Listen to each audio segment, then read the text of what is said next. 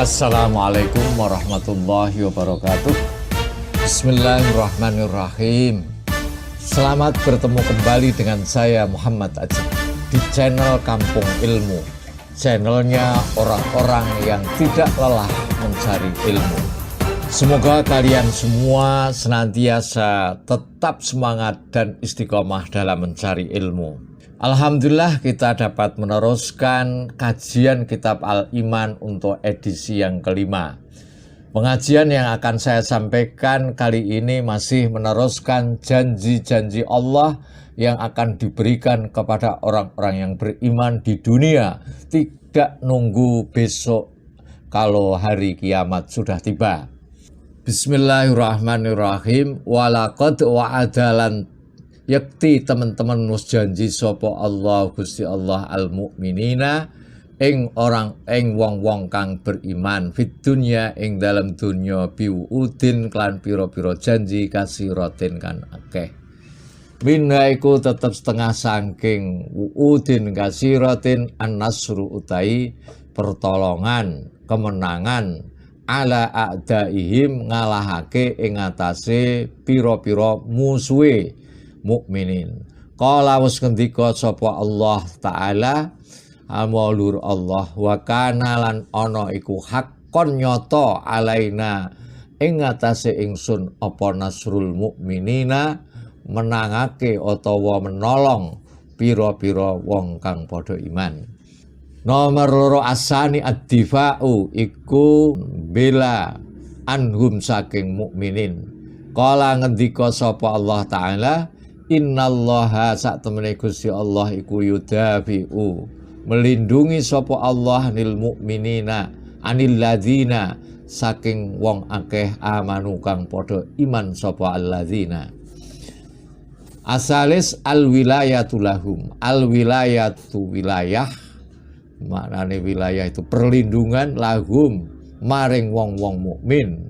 Qala ngendika sapa Allah taala Allahu utai Gusti Allah iku waliyul ladzina waline wong akeh amanu kang padha iman sapa alladzina. Arabi al-hidayatu utai kang kaping 4 iku al-hidayah petunjuk daya lahum maring wong-wong mukmin. Qala ngendika sapa Allah taala wa innallaha lan sak temene Gusti Allah iku lahadil ladzina yakti nuduhake wong-wong akeh amanu kang padha iman sapa alladzina dituduhake ila siratin maring dalan mustaqimin kang lurus. Al-khamis adamu taslitil kafirina ora iso nguasanine wong-wong kafir alaihim ing ngatasé mukminin. Kala ngendika sapa Allah taala wala yaj'alan ora ndadekake sapa Allah Gusti Allah ora ndadekake lil kafirina maring wong kafir alal mukminina ing ngatasé pira-pira kang iman ora ndadekake sabilan ing dalan. Kemarin janji Allah yang pertama, kedua, ketiga, dan 4 sudah saya sampaikan. Sekarang kita akan membahas janji Allah yang kelima. Janji Allah yang kelima adalah bahwa orang-orang kafir tidak akan bisa menguasai dan mengalahkan kaum muslimin sampai habis sama sekali. Entek total wong Islam tidak akan bakalan bisa. Allah berfirman di dalam surat An-Nisa ayat 141, wala yaj'alallahu lil kafirina 'alal mu'minina sabila, dan Allah sekali-kali tidak akan memberi jalan kepada orang-orang kafir untuk memusnahkan orang-orang beriman. Yaitu tariqon bil istiqsal, tidak menjadikan jalan untuk menghabisi total umat Islam. Itu tafsir Jalalain. Selama orang-orang beriman berpegang teguh kepada agama mereka dan mengikuti perintah dan larangan Allah, serta senantiasa menyiapkan perkara-perkara yang dibutuhkan untuk membela agama, niscaya mereka, maksudnya orang-orang mukmin tidak akan dikalahkan oleh orang-orang kafir dan berada di bawah kekuasaan mereka. Dalam sejarah, umat Islam pernah kalah, juga pernah menang. Tapi Allah berjanji bahwa Allah tidak akan mengizinkan orang kafir mengalahkan dan memusnahkan orang mukmin sampai ke akar-akarnya. Mungkin umat Islam kalah dan habis di suatu wilayah, tapi umat Islam muncul di wilayah yang lain. Fakta tentang berkurangnya jumlah umat Islam terjadi di beberapa negara termasuk Indonesia, tetapi di beberapa negara lainnya itu bertambah. Contohnya di Eropa dan Amerika, umat Islam di sana maju pesat. Filipina dulu 100% penduduknya adalah Muslim, tapi saat ini hanya tinggal 2%. Dulu penduduk Singapura 93% Muslim, sekarang hanya tinggal 15%. Dan saat ini sekitar 1 juta Muslim di Myanmar sedang bernasib tragis. Banyak yang terombang-ambing di tengah laut mencari perlindungan negara lain yang mau menerima mereka. Bahkan banyak yang terdampar di perairan Aceh yang kemudian ditampung oleh saudara-saudara Muslim Aceh. Muslim Uighur di wilayah di Cina juga mengalami nasib yang sama. Dulu Indonesia setelah kemerdekaan 95% penduduknya adalah Muslim. Saat ini hanya 80%. 5 tahun lagi tinggal berapa persen kira-kira? Wallahu a'lam. Kita semua tentu mengkhawatirkan runtuhnya Islam Andalusia, Spanyol bisa terulang di Indonesia. Semoga itu tidak terjadi. Amin. Bayangkan, umat Islam pernah menguasai Spanyol selama 800 tahun. Kemudian lenyap sampai hari ini belum berhasil bangkit kembali. Islam pertama kali masuk ke Andalusia pada tahun 711 Masehi melalui jalur Afrika Utara. Dalam bukunya Kebangkitan Islam di Andalusia, Dr. Ahmad Mahmud Himayah memberikan informasi berkenaan dengan Islam di Andalusia. Ada 3 catatan besar mengenai sebab keruntuhan peradaban Islam di Andalusia. Pertama, perpecahan umat Islam pada saat itu. Kedua, cinta dunia dan takut mati kaum muslimin, khususnya anggota keluarga kerajaan Islam di Andalusia. Mereka tenggelam dalam mengejar kenikmatan dunia, melupakan jihad fisabilillah. Ketiga, memudar dan hilangnya peranan ulama pada saat itu. Ketika umat Islam dan pimpinannya sudah sampai pada titik nadir merosot moralnya, yang berdampak pada merosotnya semangat jihad dan kemampuan militer, maka pasukan Kristen menggempur tanpa ampun kerajaan Islam yang sudah lemah dan terpecah-pecah menjadi kerajaan kecil-kecil.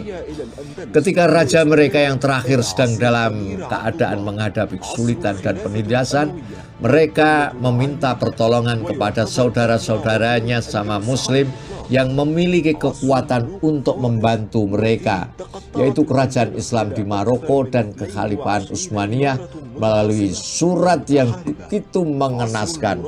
Lain kali kita akan membahas surat permohonan bantuan dari kerajaan Andalusia kepada kerajaan Islam Spanyol, kepada kerajaan Islam Maroko dan Utsmaniyah.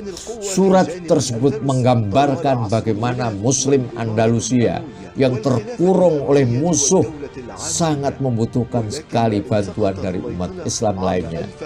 Mereka mengiba, menangis, dan mengemis, minta dibelas kasihani raja-raja Islam. Namun bantuan yang diharapkan tidak turun-turun. Hal ini semakin membuat mereka frustasi, terisolasi, dan semakin lama menanggung beban penderitaan. Dan singkat ceritanya, dapat dikalahkanlah umat Islam di sana. Pada detik-detik terakhir, umat Islam di Andalusia diberi 3 pilihan. oleh kerajaan Kristen. Masuk Kristen, keluar dari Andalusia atau dibunuh. Jumlah mereka yang dibunuh mencapai puluhan ribu jiwa bahkan jutaan. Sebagian mereka ada yang murtad atau pura-pura murtad. Mereka yang murtad ini lalu diawasi oleh intelijen kerajaan Kristen pada saat itu. Bila terbukti masih beragama Islam, maka akan ditangkap dan dihukum. Apalagi mereka yang merencanakan pemberontakan, tak tanggung-tanggung akan dihukum mati, digantung dan dikuliti, kemudian diarak keliling kota sebagaimana yang terjadi pada diri para mujahidin pada saat itu. Di manakah kerajaan Islam Maroko yang saat itu bersebelahan dengan umat Islam Andalusia? Di manakah kekhalifahan Utsmaniyah yang dengan gemilang berhasil menaklukkan Konstantinopel? Dalam buku Dr. Himayah tidak membahas mengapa Khalifah Utsmaniyah tidak turun membantu umat Islam Andalusia. Tapi ada penjelasan mengejutkan dari Raja Maroko. Mengapa mereka enggan membantu Muslimin Andalusia? Raja Maroko ingin mencari aman saja sebetulnya. Karena bila mereka terlalu jauh terlibat dalam konflik yang terjadi di Andalusia, kekuasaan mereka akan terancam. Kerajaan Kristen akan menyerang mereka atau melakukan praktek adu domba sama anggota kerajaan seperti yang terjadi di Andalusia. Intinya, kerajaan Kristen akan berupaya mempersulit keadaan kerajaan Islam Maroko. Akhirnya mereka pun mengambil jarak terhadap umat Islam di Andalusia. Kenyataan ini tampak juga diderita oleh pemimpin negara-negara Islam saat ini. Mereka tidak berani memberikan bantuan secara penuh, terutama bantuan militer kepada umat Islam yang tertindas seperti umat Islam di Palestina, Suriah, Afghanistan, Irak, Mindanao, Cina, dan lain sebagainya. Mereka lebih memilih berada dalam zona aman, memilih mengamankan kekuasaan mereka. Hanya Republik Islam Iran yang berani terang-terangan membela bangsa Palestina. Walaupun harus menerima ambargo Amerika lebih dari 40 tahun.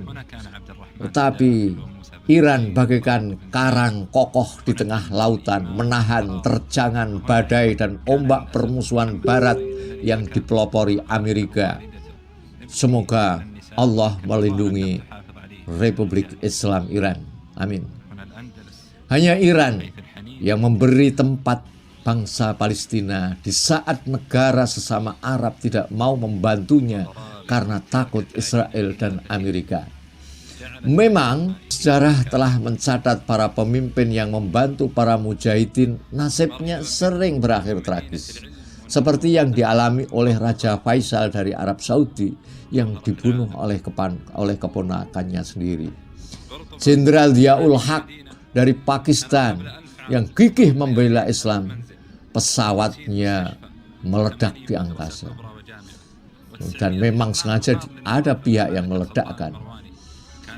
Dan yang masih segar dalam ingatan publik dunia adalah Jenderal Qasim Soleimani yang dihujani bom di Bandara Baghdad oleh Amerika, padahal dia sebagai tamu negara Irak. Semoga Allah menempatkan mereka di surganya yang tinggi. Itulah risiko perjuangan. Bila tidak ada pengorbanan, tidak akan ada kemenangan. Para mujahid pasti sudah siap dengan kematian, karena kematian bisa menjadi jalan kemenangan bagi mereka, karena syahid mendapat tempat di sisi Allah yang penuh kenikmatan. Ketika Sayyidina Ali ditikam, beliau mengatakan, "Wa Rabbil Ka'bah laqad fuztu." Artinya, demi yang memiliki Ka'bah sesungguhnya beruntung aku. Sahabat kampung ilmu yang berbahagia, awal abad ke-16 adalah titik nadir umat Islam Andalusia. Mereka sedang bersiap diri menghadapi keruntuhan dan benar, akhirnya runtuh juga. setelah 800 tahun mengibarkan bendera kalimat tauhid di bumi Andalusia. Sungguh sebuah keruntuhan yang dicatat dalam sejarah sebagai tragedi dunia Islam. Sebuah keruntuhan yang mengundang kepiluan dan kesedihan yang mendalam yang ditangisi sampai hari ini. Sebuah keruntuhan yang tidak sanggup hanya sekedar diceritakan, kecuali dengan derai air mata dan hati yang tersayat. Selama 8 abad lamanya kaum muslimin berkuasa di Andalusia dan mendirikan sebuah peradaban yang besar, peradaban ilmu pengetahuan dan kebudayaan, peradaban yang mengantarkan mereka menjadi kerajaan paling dikdaya di seantero dunia pada saat itu, yang menjadikan Andalus sebagai kota cahaya dan lambang kemakmuran. Menjelang keruntuhan Andalus, pada saat itu kerajaan Islam Andalusia sudah tercabik-cabik menjadi kerajaan-kerajaan kecil, menjadi 23 atau 24 kerajaan. Masing-masing anggota kerajaan ingin memiliki kekuasaan. Mereka saling tikam antara satu dengan yang lain, padahal sesama muslim. Raja atau sultan silih berganti berkuasa. Anak membunuh ayahnya, keponakan membunuh pamannya, tampaknya sudah menjadi lumrah pada saat itu. Bahkan yang paling buruk adalah anggota kerajaan itu meminta tolong kepada raja-raja Kristen untuk membantu mereka menyingkirkan orang-orang yang menurut mereka menghalangi ambisi mereka dalam meraih kekuasaan, padahal yang ingin disingkirkan itu juga kerajaan muslim. Tentu saja setiap bantuan yang diberikan harus dengan imbalan yang memadai, dengan imbalan yang besar. Dan imbalan itu sungguh sangat besar jumlahnya. Terus kejadian seperti ini berulang. Dengan sendirinya raja-raja Kristen menjadi mudah mengadu domba atas sama anggota kerajaan Islam Andalusia. Daerah kekuasaan Islam Andalusia sedikit demi sedikit digerogoti oleh kerajaan Kristen. Apakah saat itu tidak ada ksatria yang muncul menyelamatkan kerajaan? Tentu ada, pasti ada. Pasti ada saja muncul pahlawan-pahlawan yang menyuruhkan perang suci menghadapi kaum kufar. Mereka menyuruhkan kepada kaum muslimin Andalusia untuk bangkit menghadapi pasukan Kristen. Ada saatnya mereka menang, tapi seringkali mereka kalah. Hal ini terjadi karena kurangnya dukungan pihak kerajaan terhadap aksi mereka. Mereka berjuang secara sporadis dengan jumlah personil terbatas walaupun sangat mematikan. Salah satu di antara pahlawan ini adalah Jenderal Musa bin Abi Ghassan. Kata-katanya yang paling terkenal, mati syahid di bawah reruntuhan pagar Granada lebih mulia daripada hidup di bawah penindasan dan kekafiran. Tetapi suara yang mendominasi saat itu menghendaki Granada diserahkan kepada musuh. Tetapi Musa bin Abi Ghassan tidak setuju. Ia berteriak dan berkata, kita lebih baik menyebutkan siapa-siapa saja yang menghendaki perjuangan mempertahankan Granada dan siapa yang menghendaki penyerahannya ke tangan musuh. Namun sayang, tak ada seorang pun yang mendengarkan dan mendukungnya. Akhirnya dia pergi dengan hati hancur, meninggalkan majelis kerajaan dan menunggang kuda seorang diri, meninggalkan Granada dengan hati yang remuk karena membayangkan peristiwa ngeri yang akan terjadi, yang bakal dialami oleh kaum muslimin. Padahal Granada merupakan benteng paling utama dari kerajaan Islam Andalusia. Sukutu Granada akhiru ma'akilil Islam bil Andalus, wallati bisukutiya saqatat daulatul Islam al-ariqah fil Andalusi. Wadhalika ba'da akthar min 8 qurunin kamilatin minal hukmil islami li hadzal bilad. Wa hiya bidzalika atwalu duwalil Islam hukman wa umran fi tarikhid dual wal mamalikil islamiyah. Hingga di suatu tempat dia bertemu dengan sekelompok pasukan Kristen. Ia langsung menyerang dengan ganas menggunakan pisau dan pedangnya. Namun tentara musuh lebih banyak. Bahkan semakin banyak kemudian mengepungnya. Musa bin Abi Ghassan tidak sudi menyerah ketika hendak ditawan. Dia melawan terus sampai akhirnya tersungkur dalam pelukan syahadah. Sementara itu Abu Abdillah, raja pada waktu itu, segera menyerahkan Granada ke tangan kerajaan Kristen Spanyol. Ternyata salah satu dari 2 orang yang menjadi negosiator penyerahan Granada ke tangan kerajaan Kristen adalah Ibnu Kamasah, seorang menteri yang murtad. Ia memeluk agama Kristen setelah penyerahan, bahkan menjadi seorang pandita besar. Bukan hanya menteri yang murtad, banyak dari kalangan keluarga kerajaan dan pemuka kaum mereka memeluk Kristen setelah Granada diserahkan kepada kerajaan Kristen.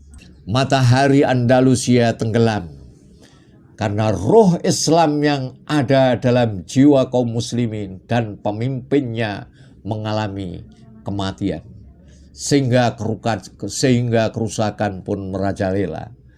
Hal ini diperburuk dengan pengkhianatan terhadap Allah, Rasul-Nya, dan orang-orang Islam. Lantas, di manakah peranan ulamanya? Sayang, tidak diceritakan dalam buku-buku tarikh. Bagaimana sikap ulama pada saat itu?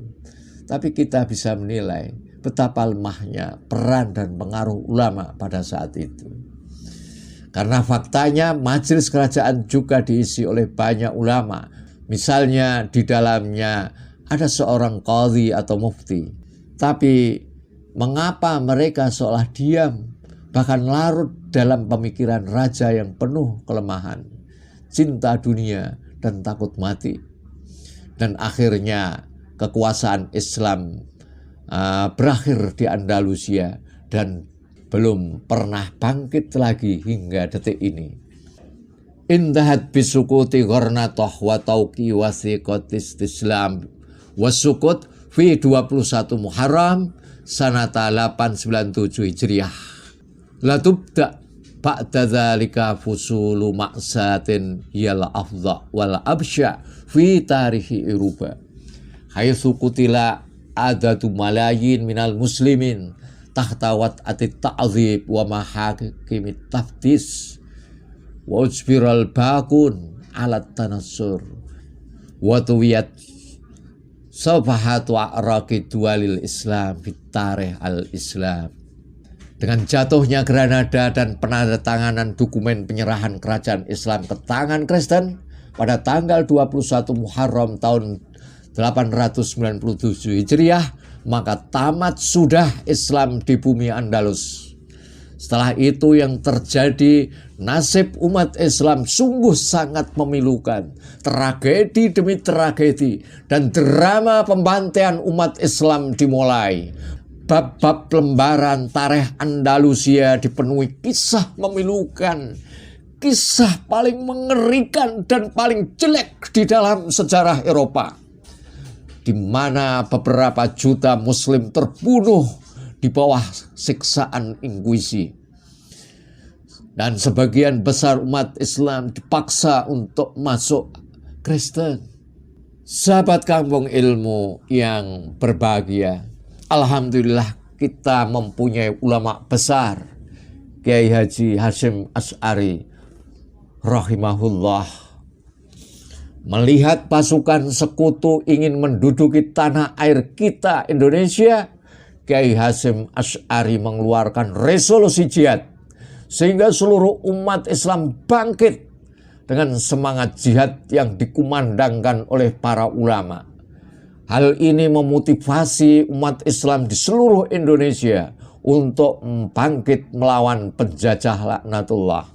Sayang, peranan ulama yang luar biasa hebatnya ini ditulis sangat sedikit oleh ahli-ahli sejarah, terkesan mengecilkan peranan ulama dan umat Islam. Sahabat Kampung Ilmu yang berbahagia, pelajaran apa yang dapat kita ambil dari kisah Andalusia ini? Kita bisa mengambil pelajaran dari kisah Andalusia ini dan membandingkan dengan umat Islam saat ini. Yang sebenarnya bedanya cuma sedikit dengan keadaan umat Islam di Andalusia pada saat itu. Hampir semua prasyarat hancurnya Islam di Andalusia telah ada dan terjadi di Indonesia ini. Namun jangan khawatir, harapan atas kebangkitan itu selalu ada.